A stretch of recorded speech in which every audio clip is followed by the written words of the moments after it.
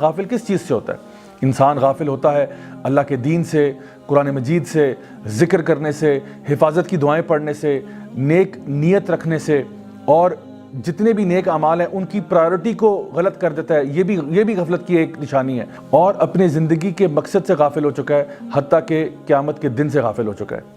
اللہ سبحانہ وتعالیٰ فرماتے ہیں ایسے لوگوں کے بارے میں اولئک کالانعام بل ہم اضل اولئک هم الغافلون، یہ لوگ جانوروں جیسے ہیں، نہیں شاید اس سے بھی بدتر، یہی تو غافل لوگ ہیں۔ یعنی سبحان اللہ، بھیڑ بکریاں بھی اتنی غافل نہیں ہوتی جتنا کبھی کبھار انسان ہو جاتا ہے۔ اب سوال یہ پیدا ہوتا ہے کہ آخر غفلت انسان کو ہوتی کیوں ہے؟ اس کی بنیادی طور پر ایک وجہ یہ ہے کہ جب انسان دنیا داری کی طرف بہت زیادہ لگ جاتا ہے، عیش و عشرت کی طرف بہت لگ جاتا ہے، آرام اور سکون کی طرف بہت زیادہ راغب ہو جاتا ہے، تو وہ غافل ہو جاتا ہے۔ جب ایک انسان کہتا ہے مجھے ایک لیوش لائف سٹائل چاہیے، میں نے اپنے نفس کی پوجا کرنی ہے، میری جو مرضی ہوگی میں وہ کروں گا، کھیل تماشے میں اپنے آپ کو بہت زیادہ انوالو کرنا، یہ ساری وہ چیزیں ہیں جو کہ انسان کو غافل کر دیتی ہیں۔ حتیٰ کہ ایک انسان جو اپنے بزنس میں، اپنی جاب میں بھی بہت زیادہ انوالو ہو جائے، اور جس کو ہم کہتے ہیں ورکہولک بن جائے، وہ بھی اکثر اوقات اللہ تعالیٰ کے دین سے غافل ہو جاتا ہے۔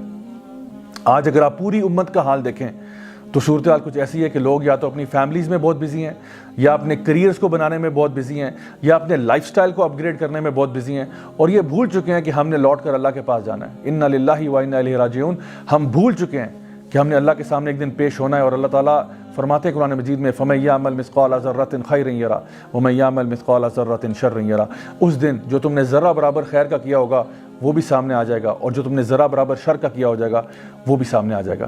آج کل کے میسج کو اگر ہم دیکھیں تو اکثر اوقات لوگ قرآن مجید سے غافل ہیں، نبی کریم صلی اللہ علیہ وسلم کی سنتوں سے غافل ہیں، اور شاید اللہ تعالیٰ کے دین پر عمل کرنا ہماری وش لسٹ میں ہی نہیں ہے۔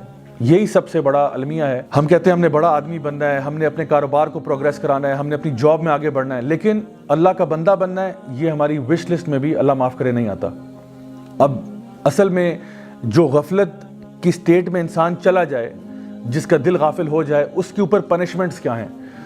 علماء اس کے بارے میں بیان کرتے ہیں کہ ایسا شخص جو ہے اس کی پنشمنٹ دنیا میں بھی ہوتی ہے اور آخرت میں بھی ہوتی ہے۔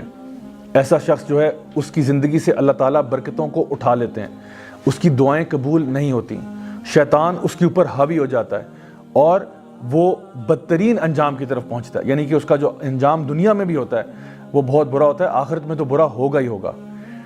اللہ سبحانہ تعالیٰ نے بنی اسرائیل کا ذکر کیا قرآن مجید میں سورۃ البقرہ کے اندر، یا بنی اسرائیل اذکروا نعمتی التی انعمت علیکم وانی فضلتکم علی العالمین، کہ اے بنی اسرائیل یاد کرو کہ اللہ تعالیٰ نے تمہارے اوپر کتنی نعمتیں کی تھی اور تمہیں تمام عالمین کے اوپر فضیلت عطا فرمائی۔ تو بنی اسرائیل کا واقعہ قرآن مجید میں اسی لیے بتایا گیا کہ وہ بڑے اللہ کے نیک لوگ ہوا کرتے تھے، بڑے چوزن لوگ تھے اللہ تعالیٰ کے، لیکن چونکہ وہ غافل ہو گئے اپنے مشن سے، اپنے ویژن سے، اللہ تعالیٰ کی طرف قریب جانے سے، تو اللہ تعالیٰ نے ان کو برباد کر دیا، اور وہ لوگ ہو گئے جن پہ اللہ تعالیٰ کا غضب نازل ہوا۔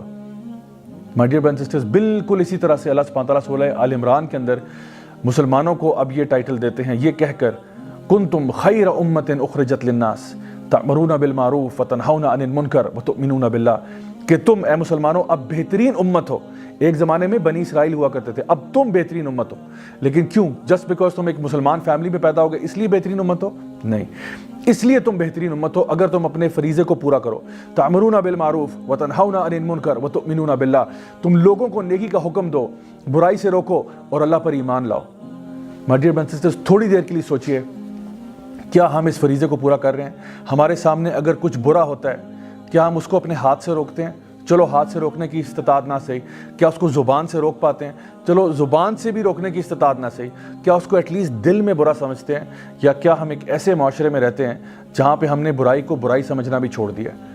تو جان لیں کہ جس طرح پہلی قومیں برباد ہوئی ہیں، بالکل اسی طرح سے آج کی بھی قوم برباد ہو سکتی ہے اگر وہ اللہ تعالیٰ کے بتائے ہوئے دین کے اوپر نہیں چلے گی اور غفلت کی اس کنسسٹنٹ سٹیٹ کے اندر رہے گی۔